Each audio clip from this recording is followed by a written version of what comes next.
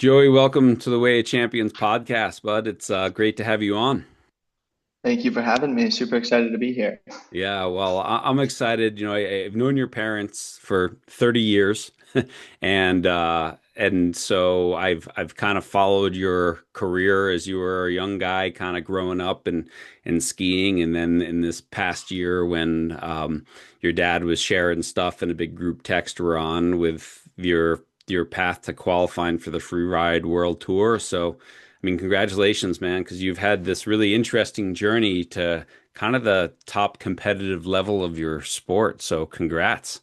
Thank you very much. Really excited. Yeah. Well, I want to but maybe just start like tell our listeners because we have a lot of traditional sports people here. Tell people what the Free Ride World Tour is and how many people are on it and what it kind of looks like. Yeah, so the Freeride World Tour, I guess it's not your traditional ball sport.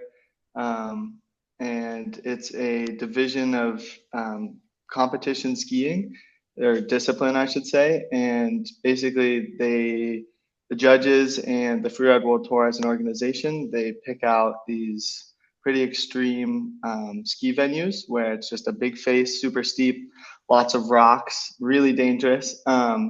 And the athletes, you pick your own line to get down, you navigate yourself down the venue, and you're judged on five different categories. Your line choice, so where on the venue you decide to go, your fluidity, so if when you're skiing down, if you're stopping and hesitating, you're not going to score as well. So they want to see some nice fluid skiing, linking it all together nicely.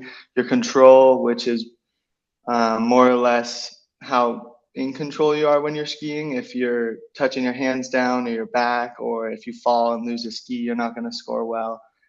Your technique, so how your turns look and how you're looking in the air.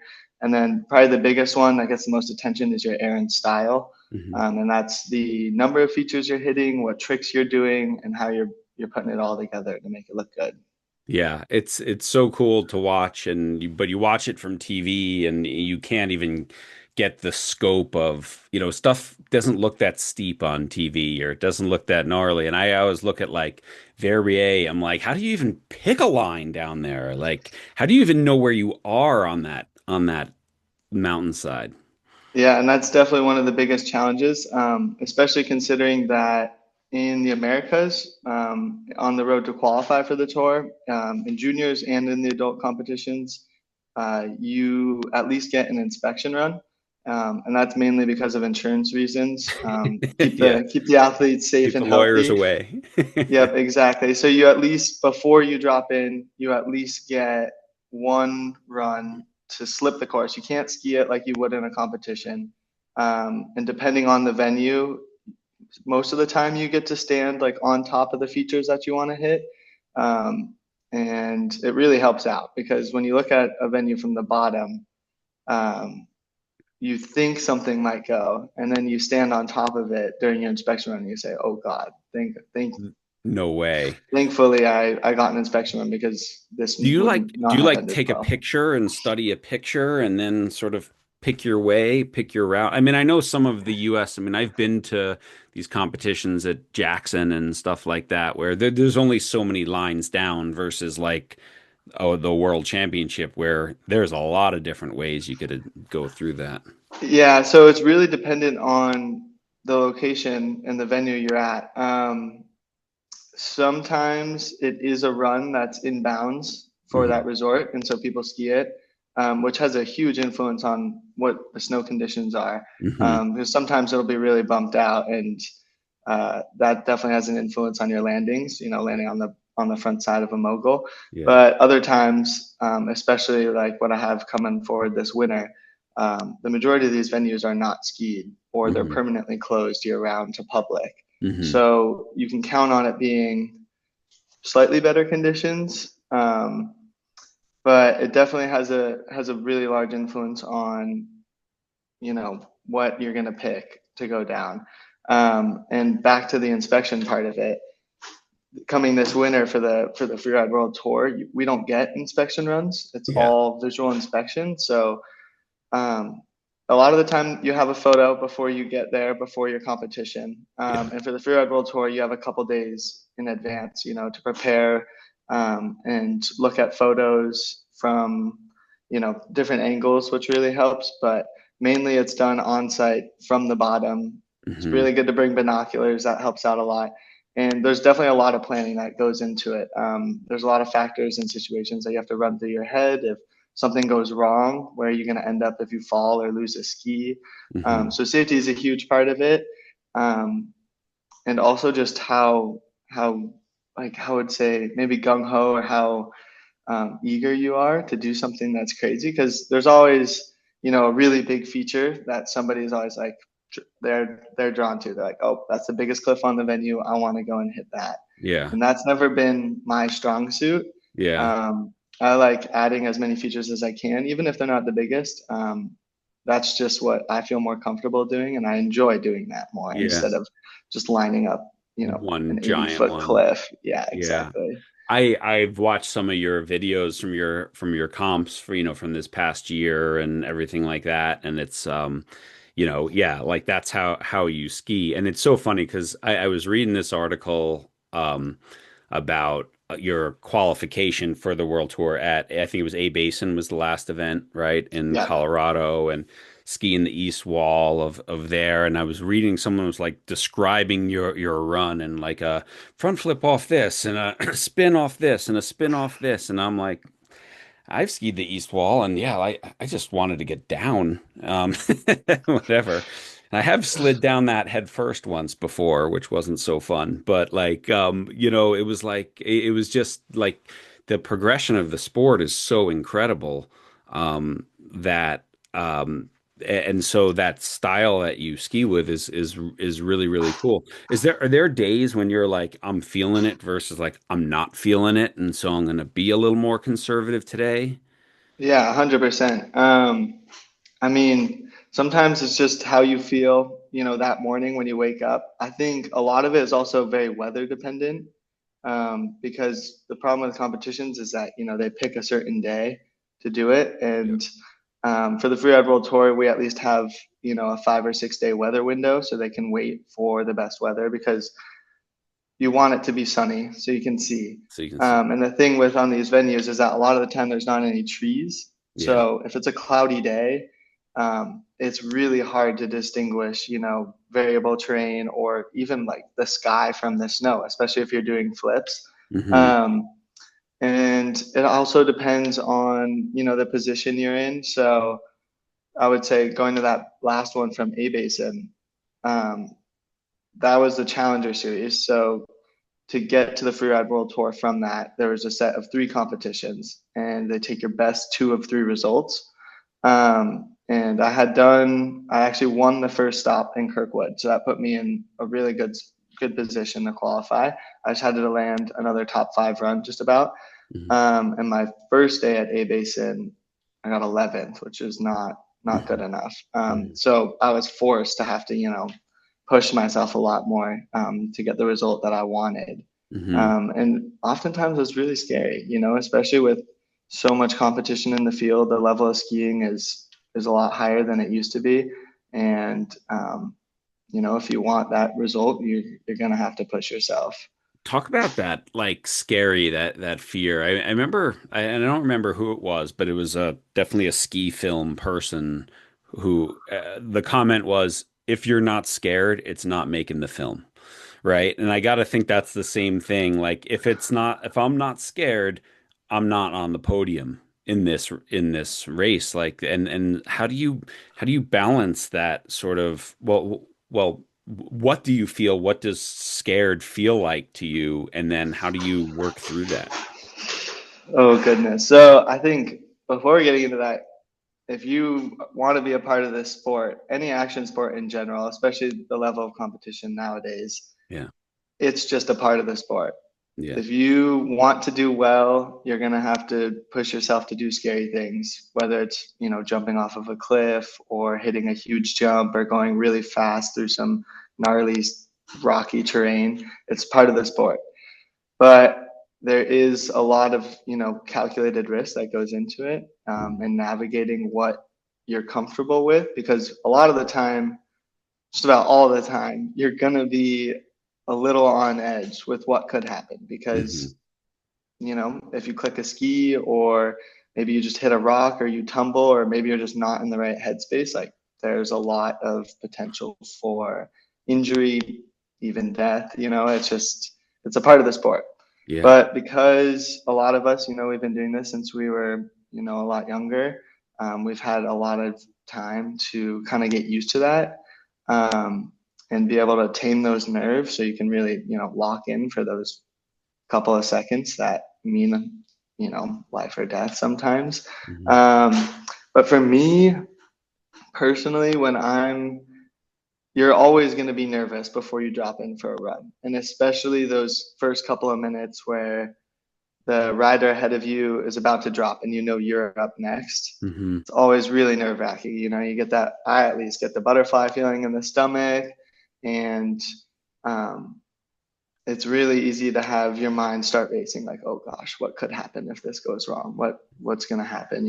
Hmm. But I think number one is just taking some deep breaths and just trying to calm the nerves a little bit. And then I think visualizing my run before it happens really, really helps. Hmm.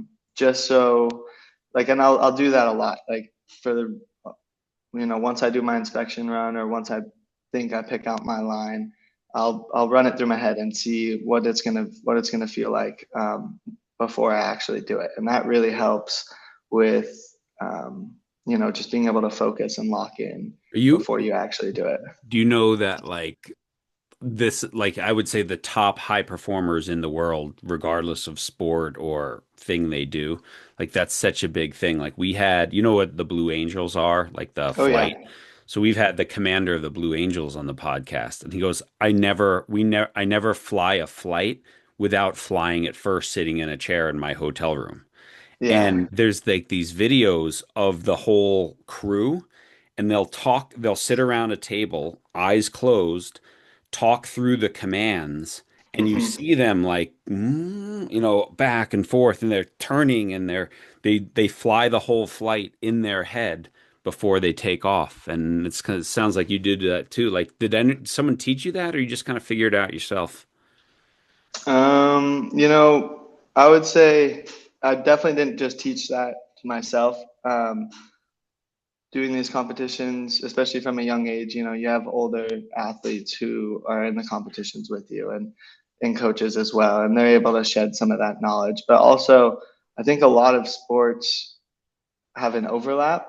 And even with that, the Blue Angels, I was actually able to see one of their shows up in Washington this summer. Crazy, right? And yeah, and I've seen those videos of them practicing as well. And that might be taking it to like a whole another level because they the amount, like if they're off by just a little bit, especially when they're flying in formation, Yeah. um, Yeah, they're 16 inches apart, their wings. yeah, Like could it's be insane. a catastrophic consequence, if they're not on point. And I think that for them, it's a routine. Um, I would assume that a lot of the times they're doing really similar flights. Yeah. For us, it's a little different because it depends on the venue and Yeah. what you're deciding. So it's always going to be a little different. Some venues it might be you're going to be hitting a lot bigger cliffs, where others it's you have to lean into the more trick oriented side of Hmm. the run. But I will say that visualizing before, definitely helps a lot. Yeah. Have you ever had like a comp where because of the conditions on the day or where you were drawn to ski and a bunch of people skied your line, you're like, ooh, that line's not skiable anymore because the landings are bombed out or whatever, and you gotta like audible right at the last moment? Oh yeah. There's been a lot of competitions where I don't decide what I'm going to do until maybe a couple riders out. Yeah. And I think nerves have a huge part of that. If I'm feeling really nervous, sometimes I'll decide, I don't want to do that. I don't think it's going to go well. But it also depends because it's a competition and your results are determined by the judges. Um, and especially if you're dropping later in the start gate, I actually prefer that most of the time because you can get a sense of what you have to do, because you can at least watch a lot of the athletes from the top. In some cases, you have enough time to watch a couple of the runs from the bottom before Hmm. going up to the top to do your run. Hmm.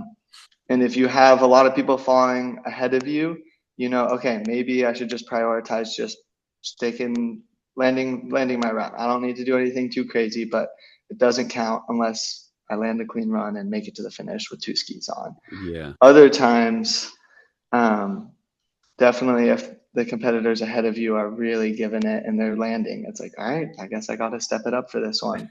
And as you mentioned, snow quality and having your landings bombed out, that plays a huge role as well.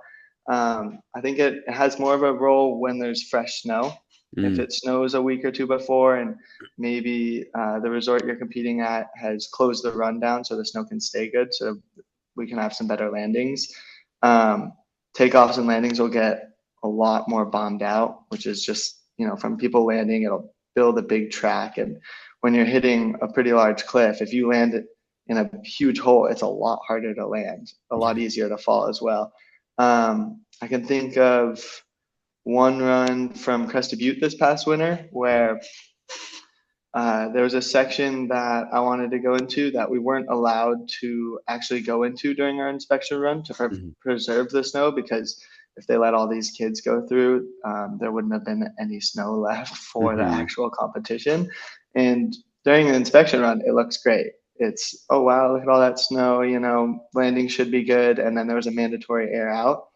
But by the time I dropped, I come over this edge, and what I thought was going to be a great landing is now just all rock, Mhm. because you know 5 or 6 people have gone through and they've wiped all the snow off the landing, and that's a pretty scary feeling when you come off something and you're expecting a lot different of a landing than you're going to get, and you only have, you know, a second or two to actually to W- deal with it, decide what you're going to do. what do you do?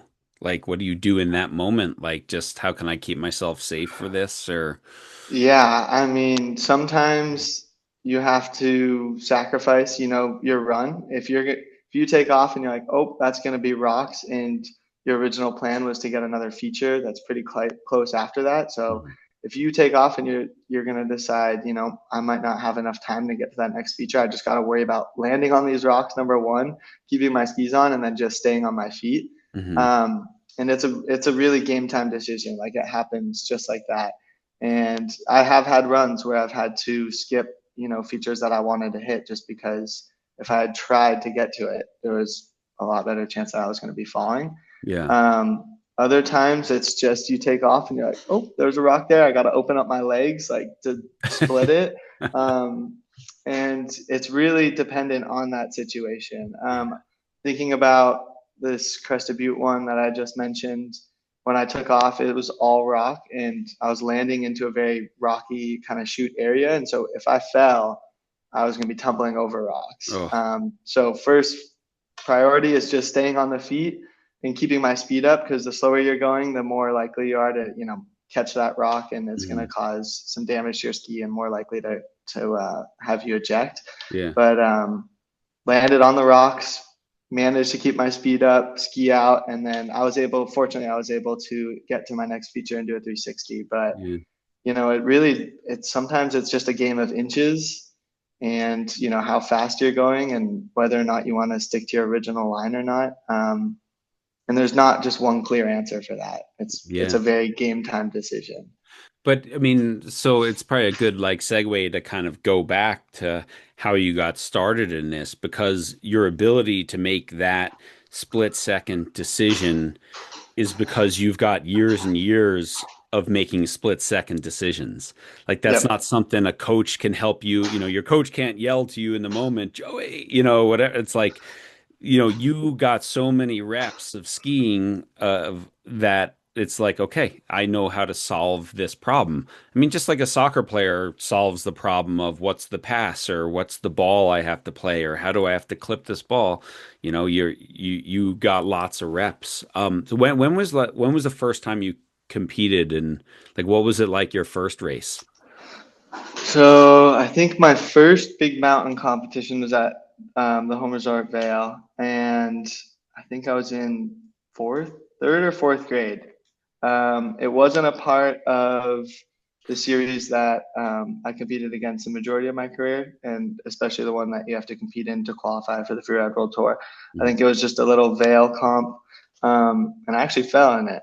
Um, at the top, I clicked a ski, and I was a little upset, but the rest of the run, once I put my ski back on, I did the rest of my run and it went well. And it was at the time I remember being, a little bummed out, but it was my first competition. So it was what it was. And I wanted to do more. And then so that following winter is when I did my first IFSA competition. It's Mhm. International Free Ski and Snowboard Association. Mhm. Um, and I think my first one I got fifth place. It was a lot tamer of a venue than a lot of their competitions are, but I think I ended up in fifth place. And I got to do it with one of my best friends, which was Mhm. really fun. And I think that was a good first send off competition. I was like, okay, wow, this is actually pretty fun. And then just kept doing them from there and there on. Yeah, yeah. Do you remember at that age, you're pretty young. There's still the nerves, there's still, but is there the same sort of level of fear, or is it like was it different then? A different type of fear because of the newness versus maybe the consequences or I think it's pretty similar. I think it's just at a different scale. hmm Because when I was in fourth and fifth grade, I'm a lot smaller, don't weigh as much, can't hit nearly as big of features, but also being less experienced, that probably evens out with the fact that I'm not hitting as large of features. hmm Um, and I don't think there's been a competition that I haven't at least been a little nervous for. Even just skiing around, not in a competition, just trying to push myself and get better at skiing. There's hmm always nerves are always a factor because there is that potential that you may get hurt doing it. Yeah. Um, and I do remember probably middle school, getting into high school when you start getting a little bit older, a little bit stronger, and your fellow competitors and ski mates start hitting bigger features. And I think that was a big turning point because you realize that you say, hey, like if I want to continue to do well in these competitions, like you got to really start pushing it a little bit harder. You got to start hitting bigger features, doing scarier lines. And I think that was the biggest kind of learning curve for me was like, okay, I gotta if I want to do well, I gotta hit a much larger cliff, and that's scary. Is Yeah. especially those first couple times, but um, sometimes you just gotta do it, and Yeah. sometimes you don't land, and that's a part of the sport as well. Is knowing that you're gonna fail, you're gonna fall. There's a chance you're gonna get hurt, and um, you just got to keep doing it. You just got to push through it. Yeah, and I mean, I think we live in a world now. Like, I don't know how much you have young skiers now who look up to you and of like, what makes the film is usually not the fall, right? It's the clean line. But how many times did you fall on that jump before you got it right? And how did you go through the process? Like, we have this like, we sort of have the idea of what happens front stage, but I think for a lot of kids, they don't know what happens backstage. They don't know what happens all the hard hours, all the practice, all the runs that no one saw to get to the one that worked out. But how does that resonate with you? Yeah, I think there's definitely a lot of truth behind that, and I would like to add that I think social media has had a huge influence on that Mhm. because especially with skiing, a lot of these freestyle trick or free ride, where this content base where you're just putting out, a clip that might only be 15 seconds long, and Mhm. what you see is the person completing, that trick or that ski run. Um, but yeah, most of the time you don't actually see how many times they fell before Yeah. they land that trick. And I think that's a huge thing for especially young riders to realize is that, it doesn't always happen on the first time. Sometimes it does. There are people hmm who are, that good. And with the level of skiing nowadays, there are certain features where you can't fall on. Like Yeah. that, they were able to do it that first time, but if they hadn't done it the first time, could have been a terrible disaster. Yeah. Um, but I think, yeah, for this sport, falling is a part of the process. You're gonna get beat down, but if you can keep getting back up and keep trying, um, there's a brighter road ahead. It's part of the sport. And same with, all these other sports, like any sort of mountain biking or skateboarding, any action sport. A lot Yeah. of the time you just see the make. You Yeah. don't see the amount of hours that were put in behind the scenes to be able to do that. Yeah. Um, and yeah, I think that's a big message for, either younger athletes getting into it or just people who enjoy it and think that everybody does it on the first time. There's a lot more work that goes on behind the scenes. How do you practice?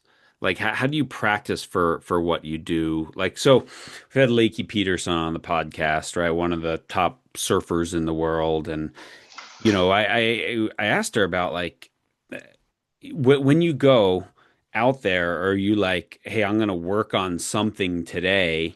And she said, yeah. And so this idea of like own your development, like a lot of times she goes out to surf with like I have something in mind that I want to get better at today. And then other times she's like, and then a lot of times I just surf, right? How does that work for you and the guys that you ski with? Like you go, I imagine you like go in the park to work on stuff before you go throw it off a cliff and stuff like it. How do you practice? How do you get ready for this season coming up? Yeah. So I think both of those things that you mentioned, one, just skiing. The more you ski, the better you're going to get, the more hours you're clocking in, reps, reps, reps. That's the best. I think that's the best way to get better. Hmm. But when you get to a certain level, you need to be in good enough shape to be able to keep up with that. So I think I would probably break it into two different kind of training aspects. Is one is just skiing, and the more skiing I do, the better I'm going to be, the more comfortable I'm going to be on my skis, the more familiar with everything I'm going to be, and then also just taking care of my body, being in good shape and strength is also, I would say, maybe equally, I would say equally important, even though I probably focus more on just the skiing aspect of it. I enjoy that a lot more But than you are going in the going to the gym. gym. You are Yeah, taking care of yourself. Yeah. yeah. I've been these past couple months. I've been in the gym a good amount, but I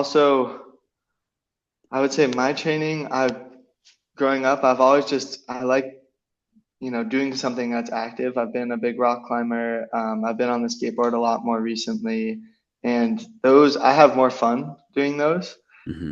than just going into the gym and lifting weights. And I mean, they both help my like strength and body's performance, Balance, but everything. Yeah. all that it's really important. But I think just staying active, and I think playing to your strengths as well. Like what you enjoy you will, you'll get more out of than doing something that maybe you don't enjoy as much because it's harder to do. Yeah. Um, and that's why I like just skiing.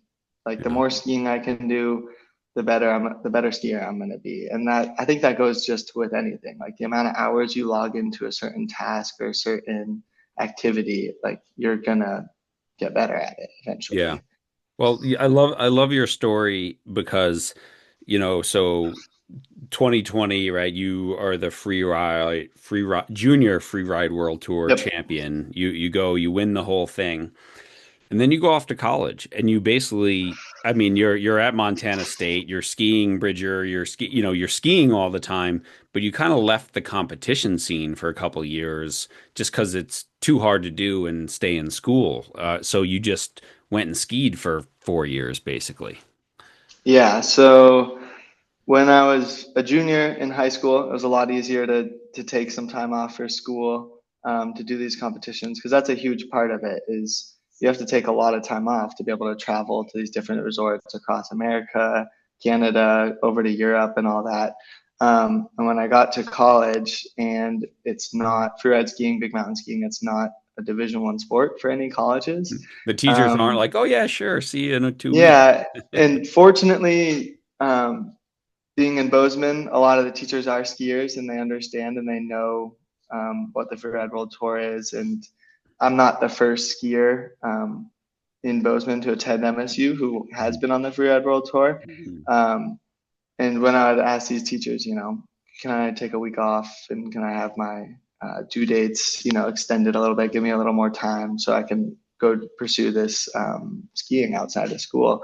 Some of them were really nice and they'd say, yeah, like just worry about it when you get back or just make sure you're doing work while you're there, which was really helpful. Mhm. Others would say, is it a D1 sport? And I have to tell them no. And they'd ask if it was a part of the school and I'd have to say no. And they'd say, well, if you're not going to be here, you have to take the zero, especially for lab classes, science classes. But I know skiing is not a reliable career, especially with how quickly you can get hurt.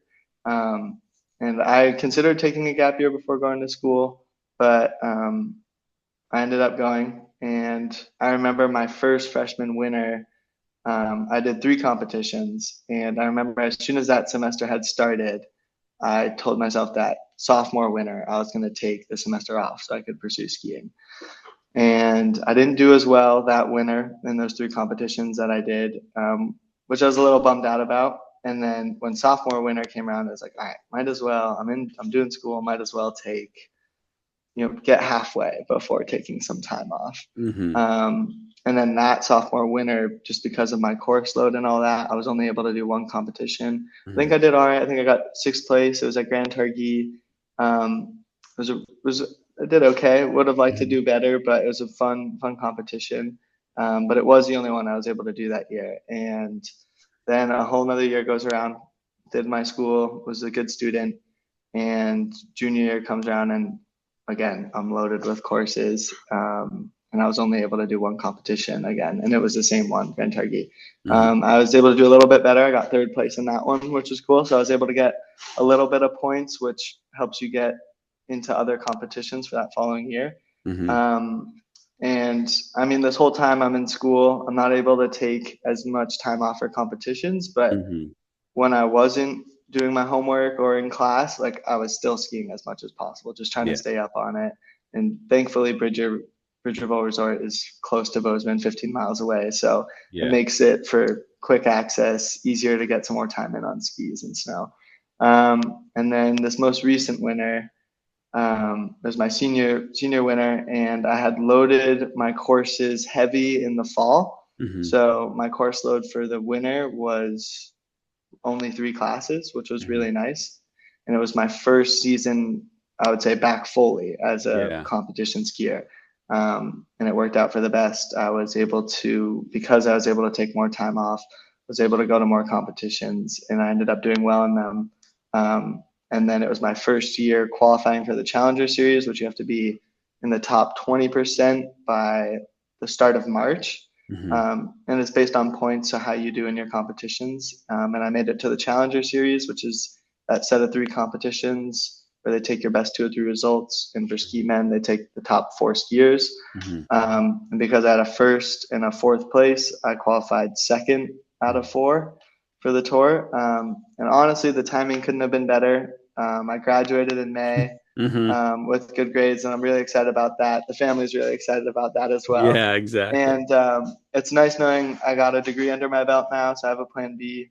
But since this is going to be my first winter without school. I've never had a winter where I can just entirely devote it to skiing. The Mhm. fact that it lines up that now I'm on the Freeride World Tour and I get to pursue it at the highest level in my sport, I'm really excited for that. Yeah. No, it's amazing, but I think it's just such a cool story of like we don't always have to be in this we can get better through I won't call it free play, but like just skiing. Like you kept getting better, you kept skiing, you didn't have to compete the whole time. And then you took that accumulated hours and then put it back into a full-time competition schedule. It's like your upside's big too versus someone who's just been this, and that's all they've done. Like you'll probably have a ton of growth this season just being on the tour and learning so much. But I think it's cool because it's not necessarily the path that everyone else would take. Yeah, I mean, and maybe if I, had had more help from sponsors or financial support before I went to school, Hmm. I would have been more motivated to take time off before going to school to pursue it. Hmm. But I know getting an education is important, and Yeah. I went that route, and I'm really happy I did. And while I was in school, there were a handful of other students at MSU who had qualified for the Freeride World Tour, and I don't know how they were able to do it, being on, a full course load and going to all these competitions. It didn't make sense to me. Hmm. And fortunately, my last winter, I was able to. But yeah, I think going to school at MSU, I mean, I picked it because I knew some people up there. There's a large ski community, and having Bridger Bowl and Big Sky right there is was a huge help. Being Yeah. able to, keep up on that skiing while I'm working on other aspects of my life. You talk about the support it takes to get there, financial. Talk about the role of your parents in helping you get to this point as well, because your journey is also unique in that like you didn't join a ski club and go hire a coach. It was like it was you skiing with your buddies and your dad as well, right? So talk about that because that does that make you unique, or have you found a lot of people have followed that path? Um, Maybe it makes me like a little bit unique, but number one, I can't thank my parents enough. I would not be where I am without them. I am so grateful for their support, and also very lucky and fortunate because, a lot of other athletes don't have, um, parents who do that for them or the ability to do that for them. So, like you said, I was never a part of a ski team, ski club. When I was younger in middle school, I really wanted to join either Team Summit or Ski Club Vail, um, but it's expensive, and the sport of skiing is already really expensive, especially traveling all around to all these competitions. Hmm. Um, but because I have supportive parents and they knew that this is something I wanted to do, um, they were willing, to travel around with me, and I'm really thankful that they enjoy skiing as much too. Because um, for my dad to be like, oh, look, we can go to Snowbird or we can go to California and we can go on like a ski trip for one of your competitions. Like that made it a lot easier. Hmm. But if my mom and dad weren't who they are, it would have made it a lot different of a path to get Well, I there. since I've known your parents for so long, you know, I, I don't, they're not the type of people who would like they want to raise. And we haven't mentioned your sister, but you have a younger sister who's also a fantastic skier and kind of followed Oh this yeah, path as well. Um, they're not the type who live vicariously through you guys. Like you're on your journey, and they're like, "How can we support your journey?" I meet so many parents who are living through their kids' accomplishments, but it's like you own this. This is your path, your journey. You love to ski. You own it, and because of that, like you're motivated to get better. You're not doing it for mom and dad. You're doing it for Joey. yeah, and I mean, if they weren't as supportive as they are, I don't think it would have worked out the way it did. Hmm. Um, so I'm definitely extremely lucky and in debt to them for all the support and time they've put into, just traveling for these competitions, but all the work behind the scenes as well, because I was never a part of a ski club. And when you're a junior, you have to have a coach Hmm. for safety reasons because when you're younger, it's hard to make the right decisions, especially on what you're going to ski in your run. Hmm. So my dad, he would just do the coaching certifications by himself to be licensed and certified as a coach. And so we were always considered IFSA independents because we Hmm. weren't a part of a ski team or all that. Um, but I think that helped me out a lot because he was really big on, and just making sure and ingraining it into our minds that, it's about having fun, it's about enjoying yourself. And with a lot of these clubs, it's a lot about, what drills are you doing or like how are you training outside of it. But he realized that I do my best skiing when I'm having fun, and that was just skiing with my friends, skiing with him, exploring new places. Um, And I'm really, really fortunate that he realized that. And so when I was younger, that like was my training, was just going out and skiing with friends and Yeah. skiing with my dad. And I think that played a huge role in my success. What was your mom's role in this?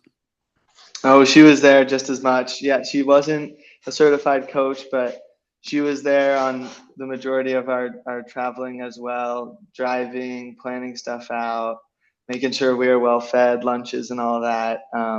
She had just as important as a role, even though she wasn't coach of Team Yeah. Leonardo, you could say.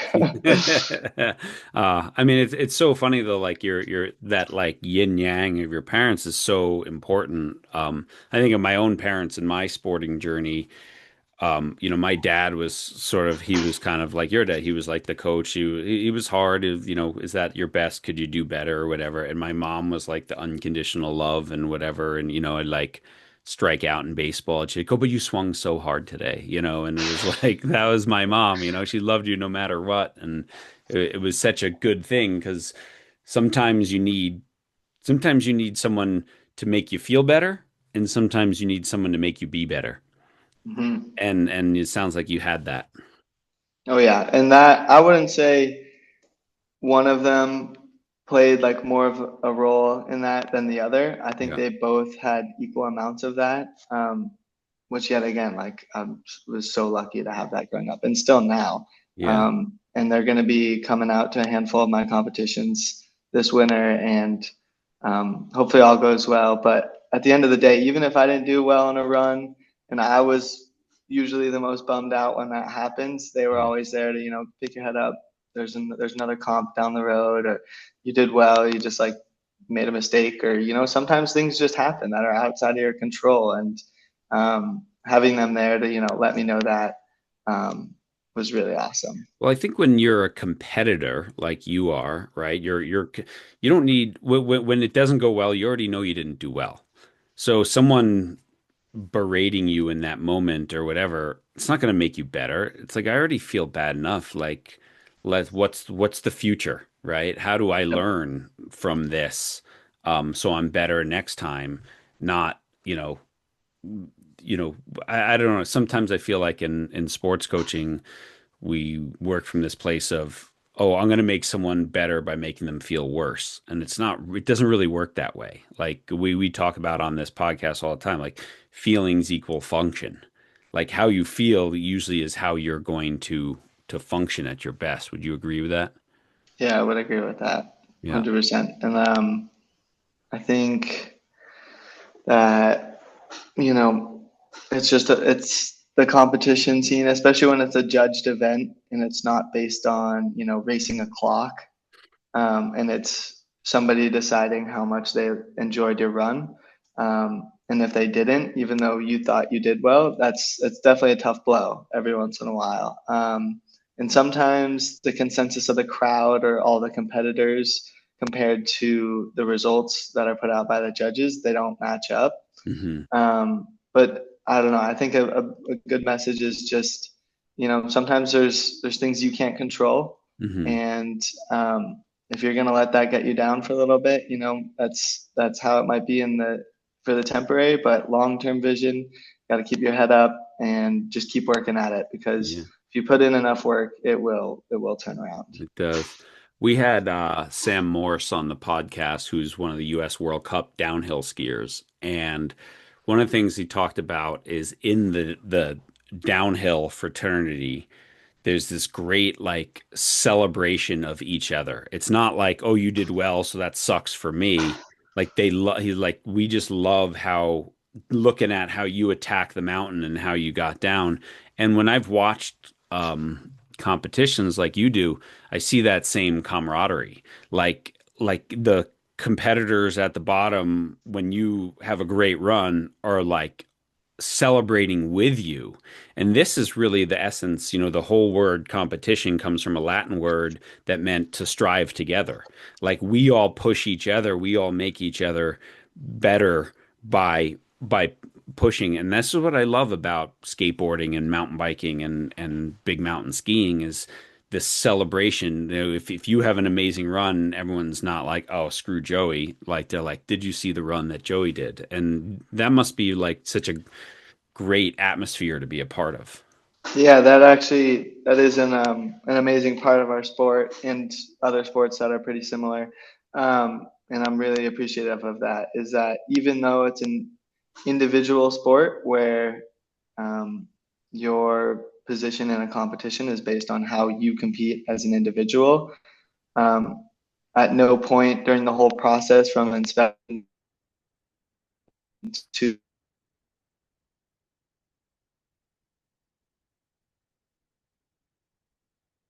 end of your run to awards are you actually you're oftentimes working alongside your fellow competitors to pick your run, and to decide. You're always asking them like, hey, what do you think about this, and getting those second opinions and knowing that there's not people actually out there to wish on your downfall. It really helps, and having that community to be there when you don't do as well is also really nice. If you fall during a run, and being able to come down to the bottom of the venue and having people there to cheer you on regardless of how you do is really special. And I'm really fortunate that the sport is that way, and I would like to continue to promote that. Because I can't think of a single competition run where, watching my fellow competitors, I would say like, oh, I wish they would fall, or I wish they wouldn't do well. It's always you're cheering everybody on, and at Yeah. the end of the day, like even if you're not as pleased with the results as you would like to be, everybody's rooting for everybody, which is really cool. Is that kind of what drew you to that more than maybe traditional sports, or was it the combination of the adrenaline and the excitement and whatever? Because I mean, I look at kids and I'm like, you go to a soccer game and you know, again, it's this whole attitude of if your kid does well, that sucks for my kid, so therefore I hope your kid doesn't do well. And was that something that turned you off, or not something you even thought about at that time? Yeah, I don't know. I don't think that aspect of other sports had a huge influence on maybe why I didn't want to like continue or pursue them further. I think it was just that I enjoy skiing more than any of the other sports I've ever done. Hmm. Um, but I do think that that aspect of competitors being able to cheer each other on and rooting for them to do well, is something that is special to our sport, but also something that I would like to continue, to promote that and, Yeah. make that well known. And I hope that never changes. Yeah. How do you support this now? I mean, want to give a shout out to like the companies that sponsor you and everything, because it's not cheap to go spend a couple months in Europe and um so how do you fund that stuff, and who are the people who are, aside from your parents, I know, who are your biggest backers? So actually, yeah, funny you asked that because um, my sponsors have played a huge role, and they get me kitted out with all the gear I need every year, and for the last, I would say, 8 or 9 years of my life, which has been really awesome. I haven't had to pay for any of my ski gear, but traveling and going to ski destinations, it's really expensive. And I was actually hoping that I'd be able to get more funding for this year, even because I'm one of the top athletes. But because I'm a rookie and there is a chance that I might not do well this year, I will say I haven't received as much funding as I would have hoped to from my sponsors. So Hmm. that's a huge reason why I need to do well this year. Because from a financial aspect, if I do well, the future will be looking a lot better, and I'll have um, a better ability a Is there is better there is ability to there a be able to Joey get my stuff paid Leonardo for. is there a Joey Leonardo GoFundMe page that someone listening to this could, or Venmo, the Joey Leonardo Venmo page? um, no, there's not, and I don't plan on releasing a GoFundMe. I've been working and saving up as much as I can, but eventually I'd like to get to the point where skiing pays for my expenses. But where I'm at right now, even though that I will be a professional athlete, to be able to have skiing pay for everything, you have to be one of the top athletes at the sport, like top athletes of the top athletes at the sport. And I do think it's a little unfortunate for this sport because, in America, you have football and basketball and all these other sports that their athletes are paid a lot of money. You have people signing contracts for tens of millions of dollars, and that's something that's not heard of in skiing. Like I don't think I've ever heard of it over $1 million contract in skiing. Yeah. Um, and especially with the number of individuals who are talented skiers nowadays, there's a little bit, it's a little bit of an oversaturated market, you could say. Hmm. So there's like I know plenty of skiers who should be sponsored and should be having, all their trips and gear paid for, but just because of how many talented skiers there are in the world nowadays, it's hard to be able to secure that with a company. Yeah. Unfortunately, because of my junior career, I've been able to have at least some support in that, which has been really nice. And there was definitely, while I was in college these last a couple years where I was riding on my junior success Hmm. because I wasn't in as many competitions as I would have liked to have been Hmm. because I was pursuing an education. Um, but definitely looking forward to giving skiing a lot more of my time and energy, and hopefully it'll turn out for the best down the road. That's awesome. How would you, with this upcoming season, how would you define success for you? What would that look like if you're looking back on it in May and going, that was a good first season there? So, I mean, because I haven't done any competitions yet, just making the tour has been a dream come true. Number one, it's something I've wanted to do since I was a little kid, and um, younger me would be really happy that just to make it to where I am right now. And I think um, because would like to make a career out of skiing. I would really want to do well in these competitions, but the other side of me is, hey, I've already made it here, and if I don't, enjoy my time on these travels, like what's the point? Like if I'm there and I'm going to be only about the competition and about my results and how I'm doing, like it just doesn't seem like it's going to be worth it. Yeah. Um, and I think my first goal is to just enjoy myself, which shouldn't be too hard to do, traveling to Europe and Yeah. skiing with some of the best skiers in the world. But also, like I had mentioned before, I do my best skiing when I'm having fun, when I'm in a good headspace. And I think if I'm able to do that, then the competitions are going to go better if I'm not just only worried about the competition. Yeah. Well, I always like that, right? The goal is to win, right? Every time you want to ski, you want to win, but the purpose is something much higher. And I think the fact that you're there saying, my purpose is that I want to just enjoy this and get as much out of it as possible is that's such an important thing.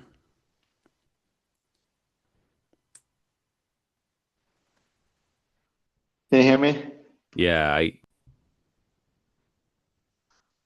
Yeah, I would definitely agree with that. I think winning's a huge part of, any sport or any career in that to be successful. But I think more importantly for me is just being able to fulfill this childhood dream. And I'm going to be fortunate enough to have, my parents there to support me, my friends, and my girlfriend and some of her family are going to come out for one of my events, which is going to be really exciting. And I think in the long run, and right now, like that means a lot more to me than, just that result, that first place or being on the podium. And I think that for some people who, are trying to pursue sport careers, a professional sporting career, like it's really important to not lose sight of all the people who are there to support you. Because at least for me, winning is definitely not everything. yeah. And I think that's a message I would like to put out for other athletes for Just sure. joy. You've talked about it so many times, having fun skiing with my friends, joy, And this is every Yep. professional athlete we've ever had on this podcast, World Cup winners and Champions League winners and across so many sports, and they all talk about the joy, right? Like that you gotta love what you do. Joy comes first. And I think sometimes Yeah, we lose sight of that, oh, I mean, I get asked all the time by parents, when does it stop being fun and start being competitive? And I'm like, if you're doing it right, never. exactly. And I think that's a healthier way to look at it because I think, especially in a lot of sports, you have these kids who get burned out and they stop. Like maybe when they were younger, all these coaches and other players are like, yep, they're going to be the next big shot, and then a couple years later, you never hear their name anymore. And it's because, either their parents or their coaches, they were pushing them too hard. And it was all about, doing well in the sport and winning. And, if you're not enjoying yourself along the way, like why are you doing it? Amen to That's, yeah, that. that's definitely something that rings true to me. Well, we'll end on that. Joey, how can people just like follow you on Instagram or watch these events or whatever and follow your journey? Yeah, so to watch the event, it's called the Freeride World Tour.com, and that's the organization that all these events are put on through. I'm guaranteed 4 stops, so that'll be Spain, which is the second week of January, France, which will be the third or fourth week of January, and then there's a stop in Georgia, which I'm really excited for. It's going to be a long travel day to get out there, but that'll be mid-February, and then the first week of March will be my fourth guaranteed stop in Austria. Mhm. And if you go to the freerideworldtour.com, they will have all the event details there, and they'll have a link to watch the live stream. Unfortunately, if you're watching from America, the live stream usually goes off at 1, 2, or 3 a.m. in the morning, so um, that's a tricky one. But after every event, they post a full recap of the event, and it's a little bit nicer because you don't have to watch it Mm. live. You can just click on a rider and watch their run. If you would like to follow my social media, I'm on Instagram at j.bag underscore. Um, and I post a decent amount of ski content on there. But yeah, for any of the competitions, freerideworldtour.com.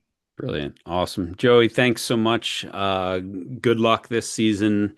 Like I said, I've been a fan of your journey for many years, just through your dad, seeing what you're doing, and congratulations on making it to the top level. And I mean, we didn't even talk about it, but I mean, was it 2030? This might be an Olympic sport.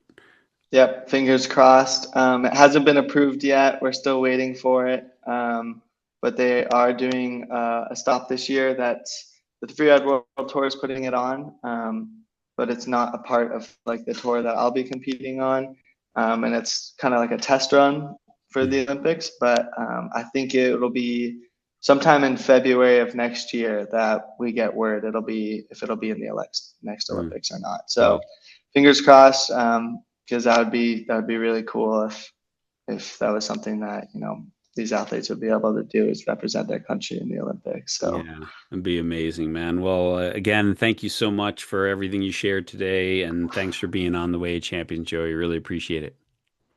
appreciate it. Thanks for having me, and have a great rest of your day.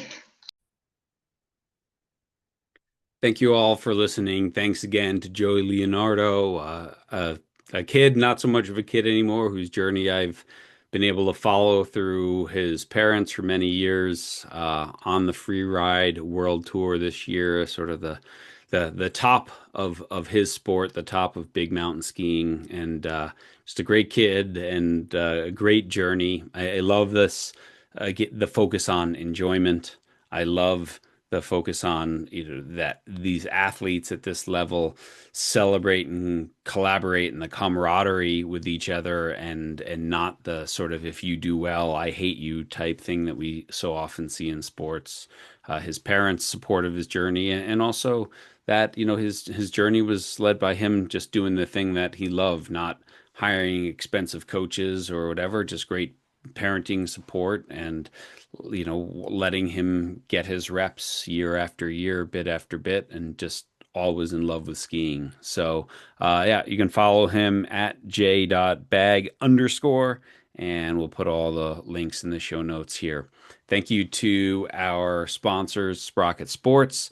Thank you to our Patreon podcast champions who support this podcast. Thank you to all of you who have bought books and done team reads and support our work through memberships or whatever, who are coming to our certification programs. We couldn't do this without you. So your influence is never neutral. Everyone go out there, change the world, make a difference this week. We'll see you again next week, everyone.